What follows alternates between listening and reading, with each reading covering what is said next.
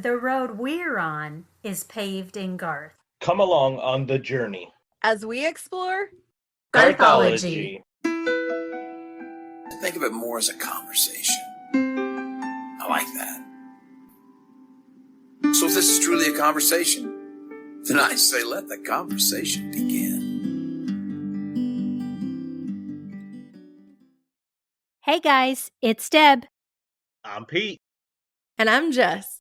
Welcome back to another episode of Garthology. We're so happy you're listening with us today. This week we're going to be discussing Garth's Country Classics cover album from the Blame It All on My Roots box set. The full title is actually Blame It All on My Roots, 5 Decades of Influences, and that's what it is. It's Garth covering songs that influenced him throughout his life and career. The 8-disc box set was released November 28th, 2013 on Garth's label Pearl Records, and it's certified 4 times platinum here in the US. The set includes 4 CDs of musical influence covers divided up by genre, so we have country classics, blue-eyed soul, classic rock, and melting pot, as well as a DVD of Garth's live show at the Wynn in Las Vegas, which we've talked about before here on Garthology. And also it includes a 2 CD set called The Ultimate Hits. Those are Garth's greatest hits, and it's accompanied by a DVD of 33 corresponding videos, and we've also mentioned that before in the podcast. You also get a really cool book of pictures and blurbs about the songs that he chose. So if you didn't get this when it first came out, I highly recommend tracking down a copy if you can. It is available new and used on Amazon, but the new copies are limited and pricey. So each cover album includes 11 tracks, and we're going to kick off this discussion of country classics by passing it over to Pete for song number 1. Yep. Song number 1 off of this album is Great Balls of Fire. You shake my nerves and you rattle my brain. Too much love drives a man insane. You broke my will, but what a thrill. Goodness gracious, great balls of fire. I laughed at love because I thought it was funny. Great Balls of Fire was written by Otis Blackwell and Jack Hammer, and it was originally released by Jerry Lee Lewis. I absolutely love this song because they play it in the best movie of all time, Top Gun. Oh my gosh. I would have never, ever known the words of this song until Top Gun. And then Top Gun, I know the song, I listen to it, and you hear them playing in the bar down in Miramar, and you hear different versions of the song. Garth's version is a pretty fun, pretty upbeat song. I have a lot of fun listening to it, but I got to be honest with you. I never, ever compared this song to a country classic song. I never even once considered it country genre. So I was surprised to see it on that album, but yeah, great song. And of course, the best movie ever, Top Gun. Well, I love this song, but I loved it as the original, the one that Jerry Lee Lewis put out. And what introduced me to that song was the movie Great Balls of Fire, which was about Jerry Lee Lewis's life. It starred Winona Ryder, and I was a big Winona Ryder fan and still am. But then I really watched everything she did. And so I loved that movie, and I love this song in that movie. And then when Garth put it out, it just was like cherry on top for me, because this song on this album ties for me as my favorite song on this album. So that's my input on that one. Well, I love both of those movies, so I agree with both of you on those. All I could think about when I was listening to this song was how much fun it is and how much of a blast it would be to see it performed live now and see Garth have so much fun with it and see Steve Cox and Dave Gant just tickling the ivories and having so much fun because there's all that great piano in this song. So really that's all I was picturing the whole time was how great it would be at a live show. I think they should do a cover album show just, for all of our entertainment. Oh, I vote for that too. Do we get to take votes? Because I'm in for that. That'd be great. Right, there's so many songs. We'll have to whittle them down. Should all take a vote. Yes. Awesome. Yeah, so that wraps it up for song number 1. We'll pass it over to Deb for song number 2. I have song number 2, and that is After the Fire Is Gone. Each time we say it's the last time, but we keep hanging on, and there's nothing called as I share.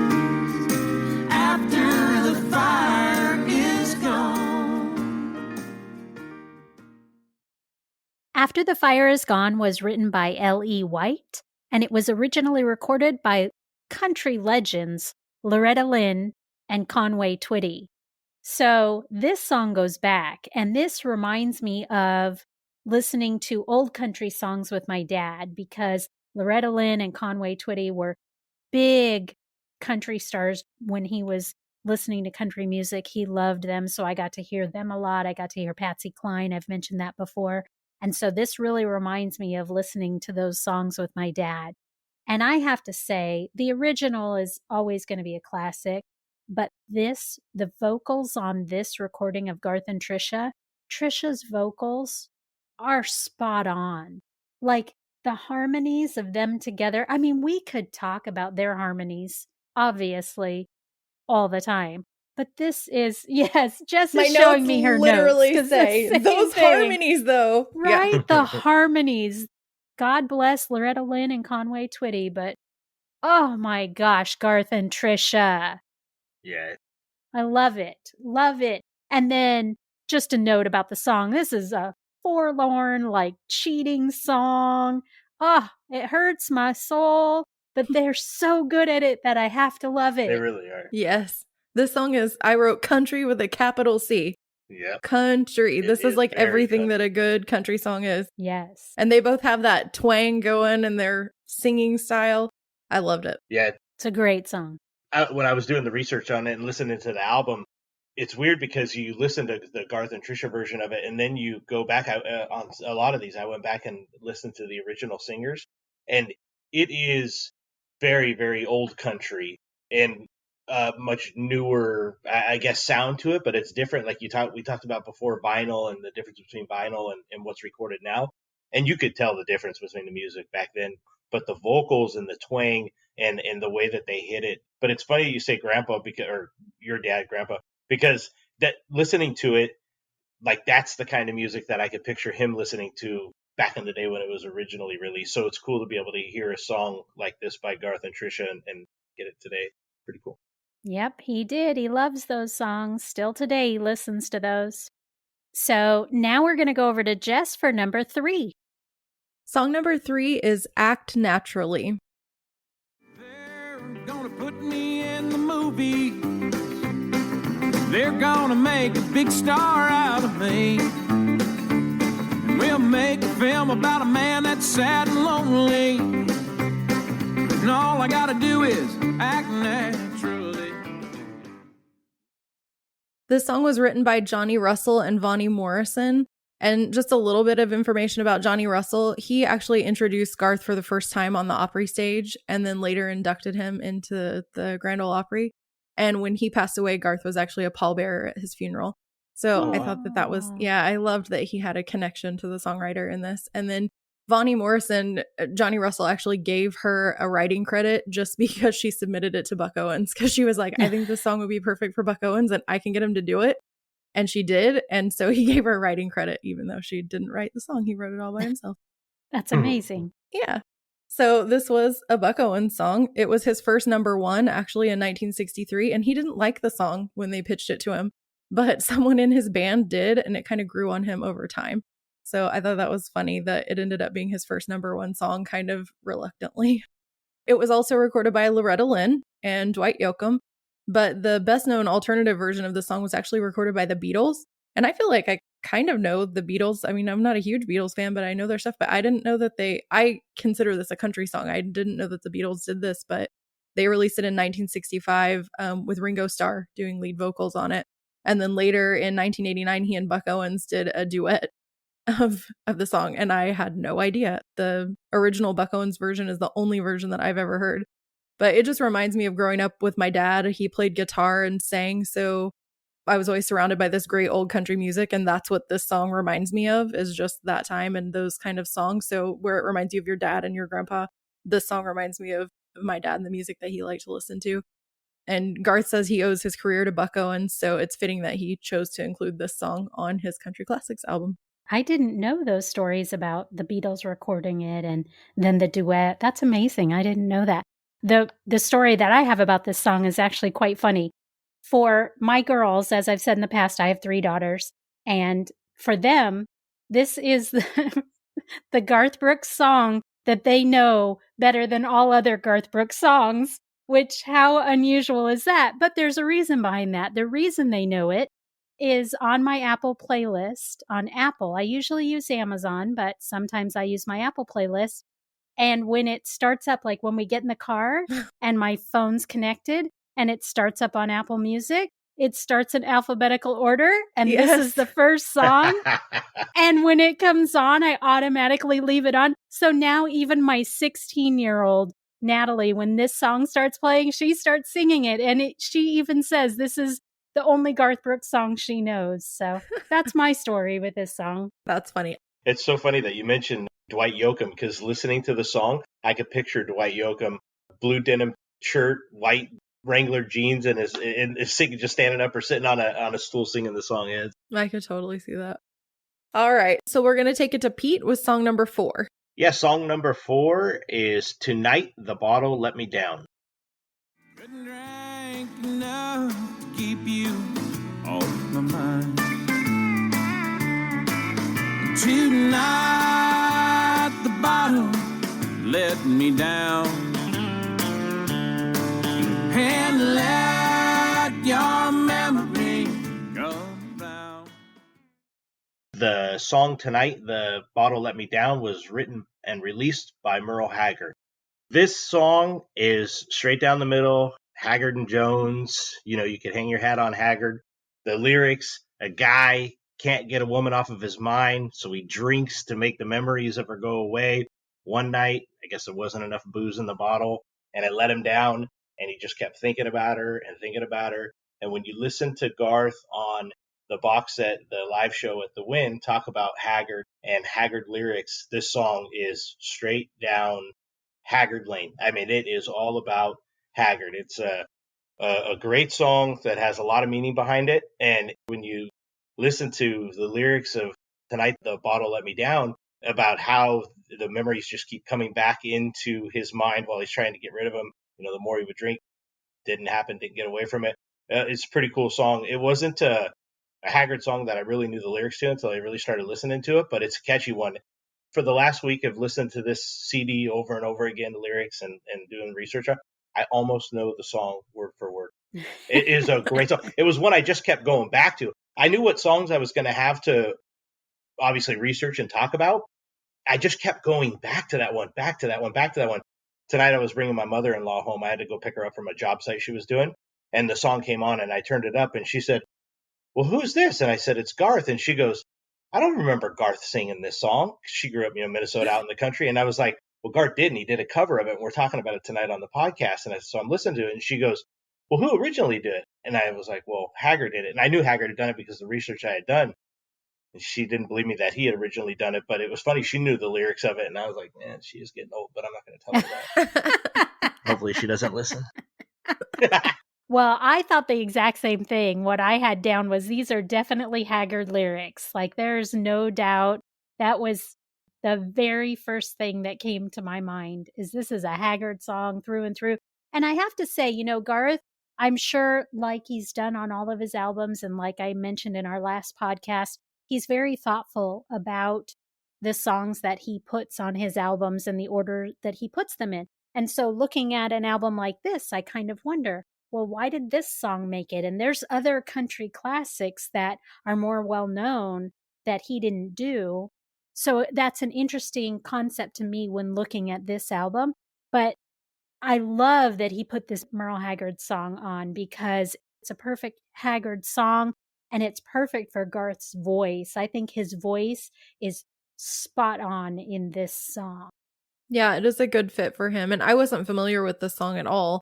But it is it's a very traditional country sound, and it was a really great fit for Garth. And obviously, for the record, he, like you said, he has a spot for everything that he wants on there. And to make it whole, I think for him to feel like the album's whole, every place has to be filled. And this was a good song. Yeah. Real cool.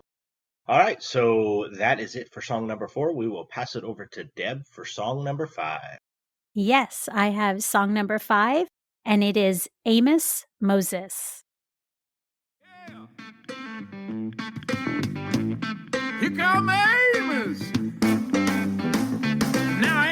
Moses was a Cajun. He lived by himself in the swamp. He hunted alligator for a living. He just knocked him in the head.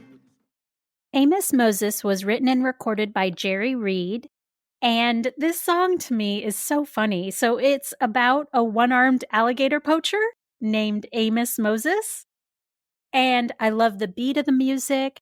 I think that Garth is having a fantastic time when he recorded it. You can really hear it in his voice. Like he sounds like he's just really enjoying it. But like I kind of mentioned just a minute ago, he had all these songs to choose from, all these country classics. And this song, it just doesn't do it for me. Like if I had to pick my least favorite song on this album, I'd have to say this is it. I love the music. I love the beat, but the subject matter of the song just really throws me. So what did you guys think about it? I'd never heard this song before, but I thought it was totally entertaining. It really made me think that Garth must have been like the best bedtime storyteller ever to his kids, because it was like a story with like I could just see him doing like the funny voices and just having the best time with it, because that's what I felt like the song was just like a silly story. But yeah, it was an interesting choice to go on an album though, but I enjoyed hearing it.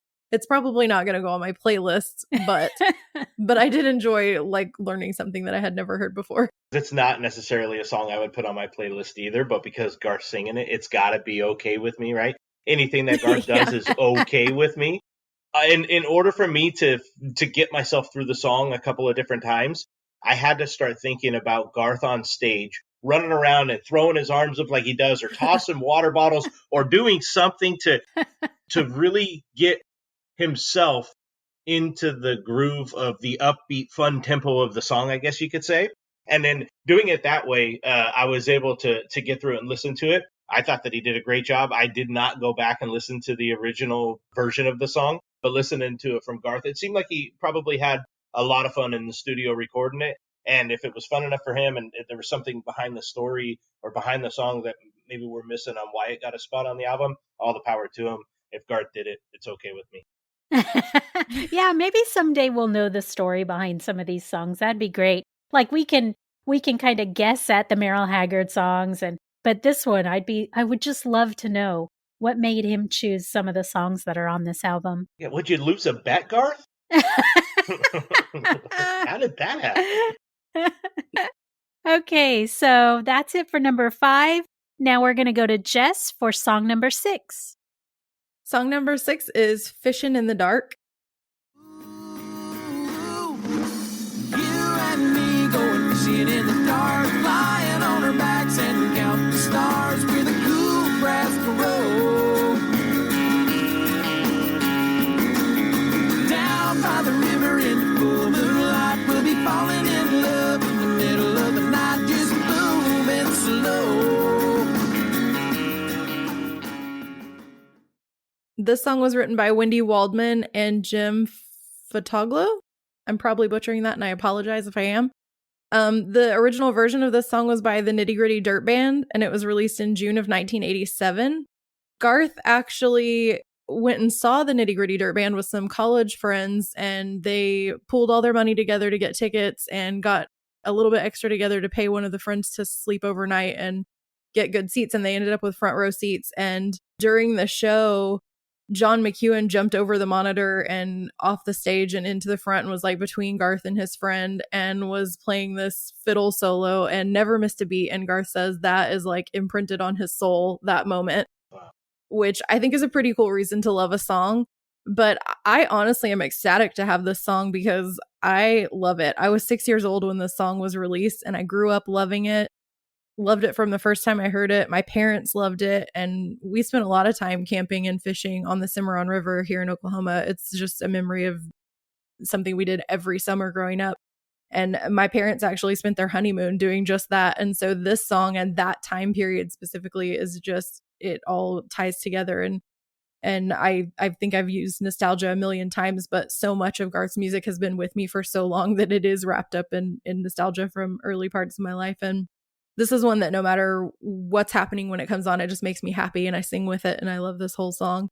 when Garth put it on the Lost Sessions, I was over the moon because the fact that he picked a song that I love so much, I felt like validated in my music choices. That I was like, yes, like Garth loves He did music it that for I me. love. So yeah, exactly. It was obviously just for me. And I also love that he didn't change it, that he just, it's a very clean version. He just sang it as it was. He, it's Garth for sure, but he didn't come in and try to embellish it. He just sang a song that he loved, and it's just his version of a song that he already loved. And I like that. Surely you guys know this song, right? You already knew this song. Yeah. You love this song. Yeah, I Okay. love this song. I knew the original. I was like a teenager, so I knew the original, but this recording is, to me, even better. Like, I loved the original, but this song, it is, I mentioned earlier that I had two songs that kind of tied for the top for me on this song, and this is the other one. This song is fantastic. I think he's great at it. I love the beat. I love the music. I love the lyrics. There is not one thing I could critique on this. It's just the perfect song. I love it. I agree. Yeah, I got to be honest. I didn't know that it was a cover song for Garth. I thought it came out on the Lost Sessions and it was his song, and until I saw it on this album, and I was like, oh, that's right, it wasn't originally his. But I remember the other day I was going into work, and it was the last song that was on in the truck. I go walking across the street, one of the guys comes in, you and me going fishing, and he looks at me like, what are you doing? It's one of those songs that gets in your mind and it stays with you for a long time. Just a lot of fun. Real good song. Yes, that's a great song. It really is.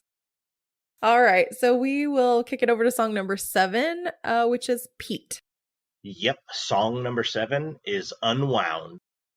Around my finger just come unwound. She kicked me out of the house, and tonight I'm a whiskey bound. Yeah, I'm gonna be the drunkest fool in town. 'Cause that woman that I had wrapped around my finger just come unwound. Unwound was written by Dean Dillon and Frank Dykes, released by none other than George Strait. Garth talks about this song on the Win DVD special, and he actually sings a little bit of it. I didn't know a lick of a lyric from this song until that DVD special comes out.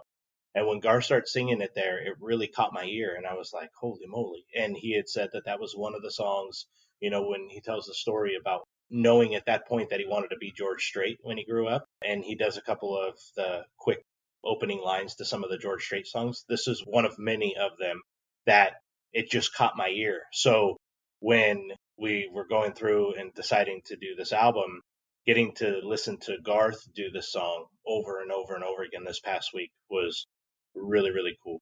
It's about a man in love with a woman again. It all comes unwound from his drinking, and different ways you could look at the story, obviously, but really cool lyrics. And when you go back and listen to George Strait's version of it, and then you listen to Garth, you could picture both of them on the stage in that famous George Strait pose, strumming a guitar, just singing it. And it is a really, really cool, real fun song.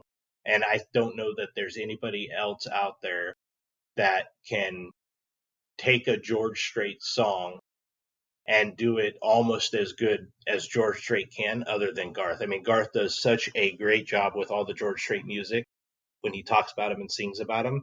I think I would imagine that this was one that made George Strait happy watching Garth do it. I thought it was a great song, great cover. This is another great one too, where he did an awesome version, but he didn't change it too much. Like, I like that because I like the original song. So I like that he just sang the song and didn't, make it something completely different. Yeah, I knew the original also a little bit. I was young, but I kind of knew it. But Garth is what really introduced me to it. I know George Strait is huge. He just wasn't someone that was on my radar. And so for me, Garth's version is the one that I really know. And it's a great song. I think it's fantastic. I like the lyrics. I like the music. Yeah, so it's a really, really good song. And the music to me in this one, I compared the two. I listened to the George Strait a few times and compared it to Garth's version. And I actually like the music in Garth's version better. It seems to be just a little bit faster. And dance a little bit more to it. So yeah, this one I enjoy even more than the original. Yeah, great song. So that will wrap it up for song number 7. We will pass it over to Deb for song number 8. Yes, I do have song number 8, and it is Good Old Boys Like Me.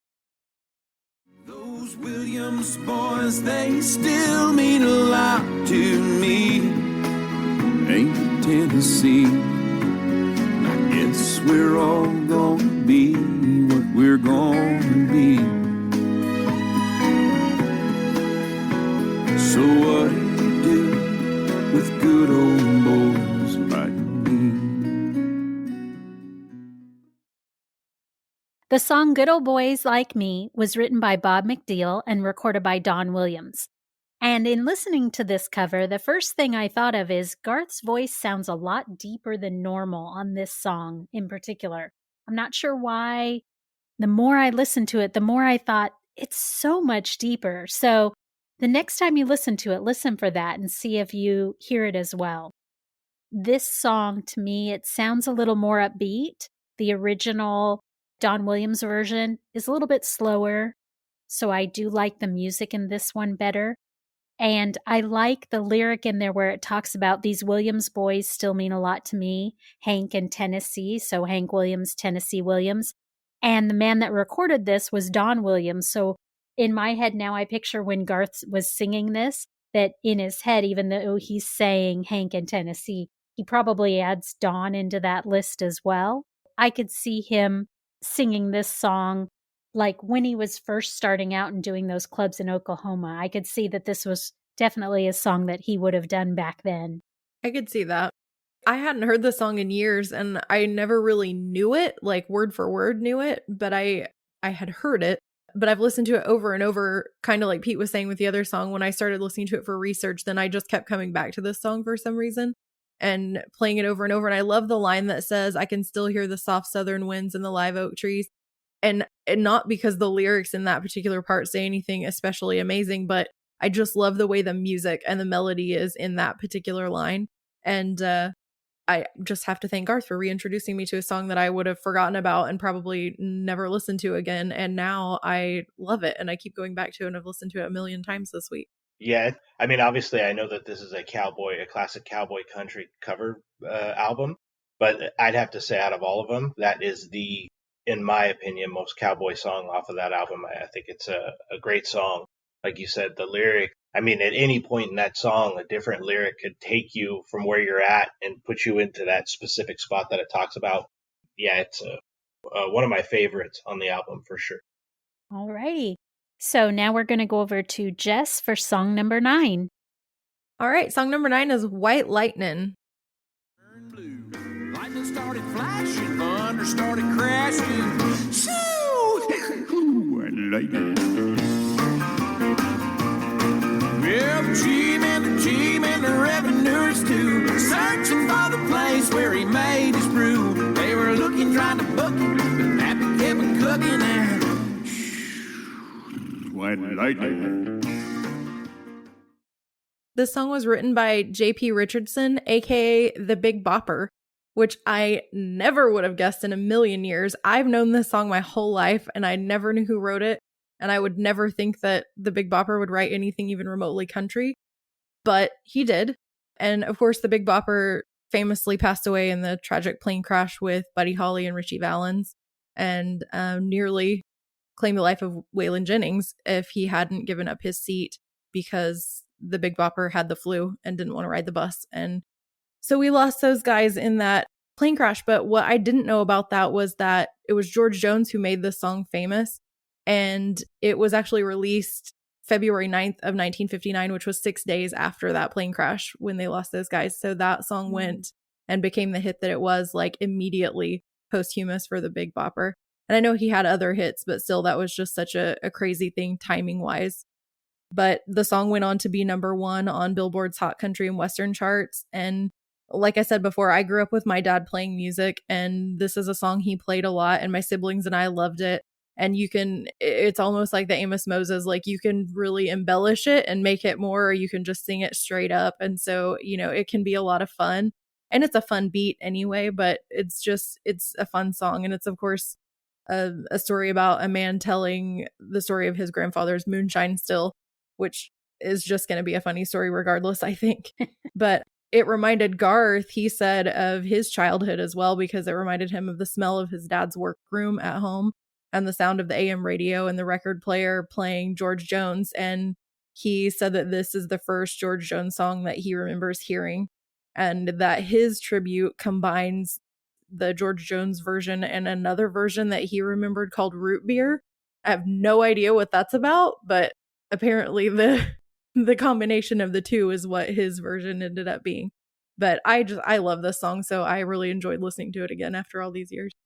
Yeah, it kind of reminds me of Great Balls of Fire on this same album. Like those two songs kind of fit the same genre and written, right around the same time and the same group of people. So I like it too. I like it a lot.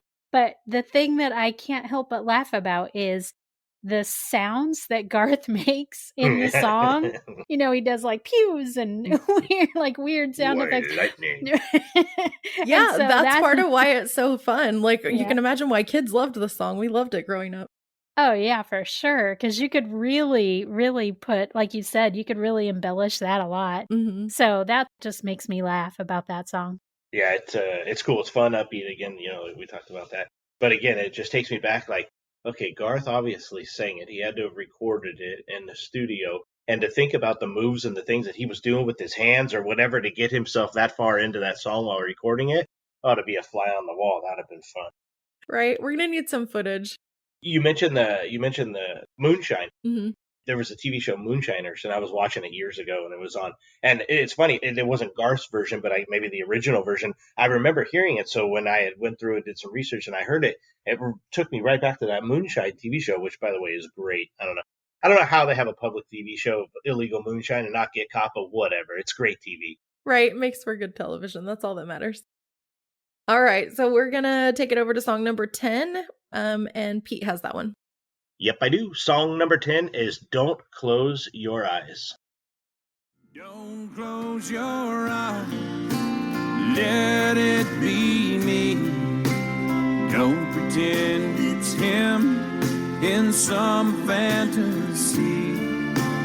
Darling, just once, let yesterday go. You'll find more love than you've ever known. Just hold me tight when you love me tonight. And don't close your eyes. Don't Close Your Eyes was written by Bob McDill and released by Keith Whitley. First off, let's give a round of applause to Keith Whitley's hair. I was doing some research and saw some videos of this guy's. It was the greatest head of hair possibly in all of music at that time. The song, to me, it's a pretty sad song. From what I get from it, and I think it's probably pretty much what it is and what it speaks for with the lyrics about a guy who obviously is in love with a woman who worries that that woman is in love with another man, and that she closes her eyes, her memory will drift off to her with that man in the arms of this man, and that's why he doesn't want her to close the arms. It is a great song. It wasn't a song I was very familiar with at all. I'll be honest with you. But I would have to say, after listening to the album, after we talked about it, listening to it, and then after a little while, we decided what the order of how we were going to do the research and the recap on the songs.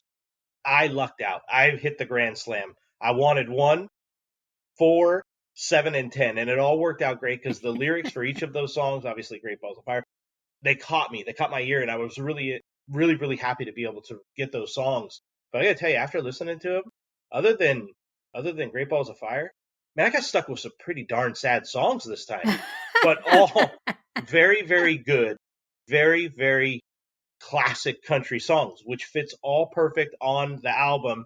Again, I didn't know Great Balls of Fire was country, but these other ones make perfect sense to me. I just think it's a phenomenal song. I agree. I love this song, but I'm a huge Keith Whitley fan, so I really appreciate that he chose this and put it on the album. You guys don't understand, when I was like, I don't know how old I was when he passed away, but I was probably like 6 or 7. I was very young. And I had this like magazine clipping from a country magazine that was a picture of Keith Whitley and Lori Morgan and their first baby when they brought their first baby home from the hospital. And when he died, I was devastated. I was this devastated little girl of this, person who was famous, who I'd never met, but I don't know why I loved him so much as a kid, but I did. And so pretty much anything that he sang, I think is amazing. And so I was really happy to see a Keith Whitley song on here. Yeah, and I think this is a great song as well.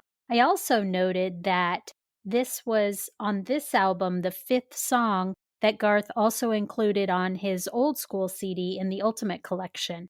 So I thought that was interesting that he cared for 5 of these songs enough to include them again. And they're great covers. All 5 of them are really good, so I can understand why he would do that. For me, what I like the most about this song is that it's an unusual perspective. I think in most relationships, women are usually the ones that are the least confident in the relationship. So to hear the lyrics of a song describe a man, lacking that confidence or wondering if the woman is thinking of someone else, it's such a turn of relationship norms because normally it's the woman that's struggling with that. I like that about it. I like that it's got an interesting perspective. So it's a great song and he sings it so well. It really suits Garth's voice. I don't know the original as well. Like, I think I kind of knew it, but this is just the version that I know better. And I just think it's a beautiful song and it's just such a great perspective and it's so heartfelt. And the way he sings it is just beautiful. Yeah, he does do a real good job with that. So that is it for that song. We'll pass it over to Deb for song number 11. Yes, I have the final song on the album, and it is Jambalaya. Son of a gun, we'll have big fun on the bike. Get jambalaya, crawfish pie, filet gumbo. For tonight I'm gonna see my Michelle's meal. Yeah, big guitar, fill fruit jar, and Miguel. Son of a gun, we'll have big fun on the bike. The song Jambalaya was written and recorded by Hank Williams. It's funny when you go and look into this song, do some research on this song, how many covers there are of it. There is a ton of people that have covered this song.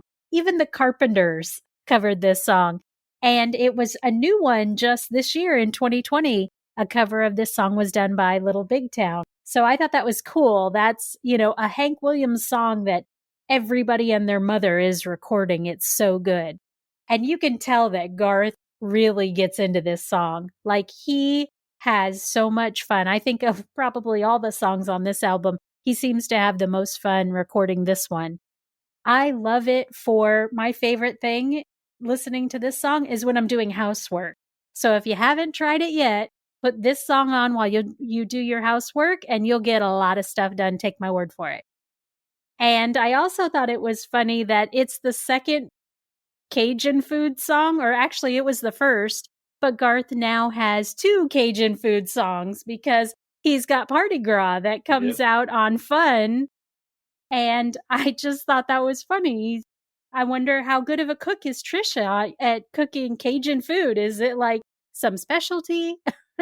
So those 2 songs really remind me of each other. This Jambalaya song and Party Gras on Fun. Can you imagine sitting in there and be like, man, what are we going to put on the album? Like, what's that final song to make it? I'm hungry. Anybody feel like Jambalaya? Oh, that's the song! And then bam, there it becomes. But you're right. It does seem like Garth has a lot of fun doing this song on the album.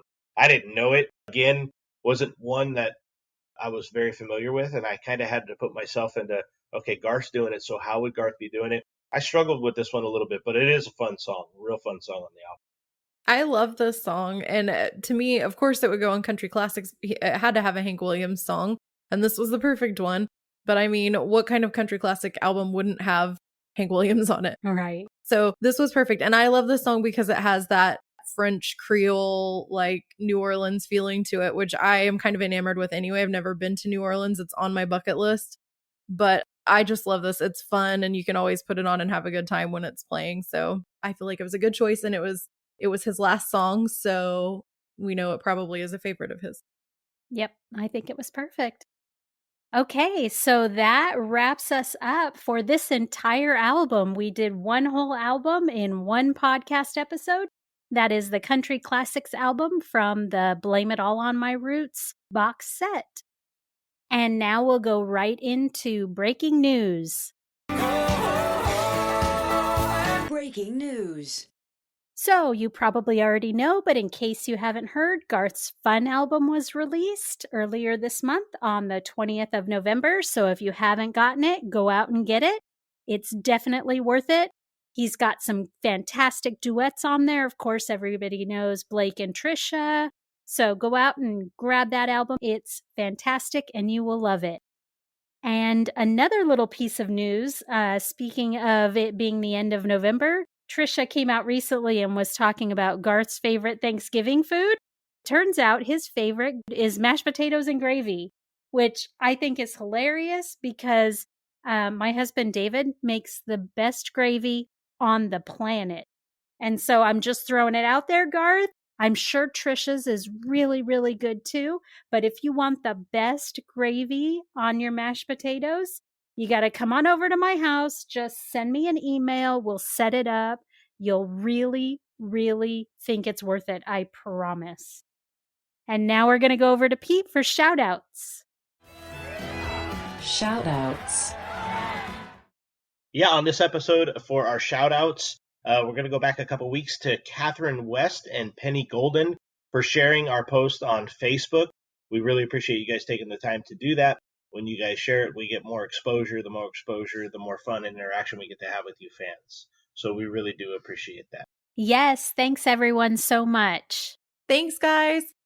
So just a reminder to visit our website at garthology.com and leave a comment or review. And there's also a special page that you can go to where you can submit show ideas. If you have some ideas of something you'd like to hear us talk about, we'd be more than happy to do that. Don't forget to go to the bottom of our website where you can sign up for our newsletter so that you can get the latest breaking news from us. And be sure and subscribe, download, rate, and review on your podcast platform of choice, and share us with your friends in low places.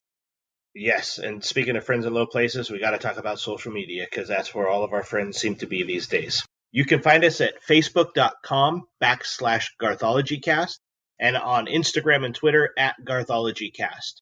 Anytime that you see a post from us there, if you could like it, share it, retweet it, that would definitely help us. The more eyes that get on the Garthology podcast, the more fun we have. So we appreciate you guys doing that. And for a special announcement, anyone who shares a post of ours on Instagram, shares a post of ours on Facebook, retweets one of our tweets, or leaves us a review on Apple will be entered for a drawing. That drawing will take place on New Year's Eve, December 31st, and we will announce the winner of a special prize in our first podcast of the new year. So be sure and visit one of our social media accounts and share us with your friends and get entered for this very special drawing. Next time on Garthology, we're going to be looking at the first half of the Rope in the Wind album. I'm super excited for that, so make sure you come back and join us. And until then, this has been episode 8 of Garthology, and I'm Deb. I'm Pete. And I'm Jess. And we'll see you guys next time. Bye. Bye. Bye, everybody.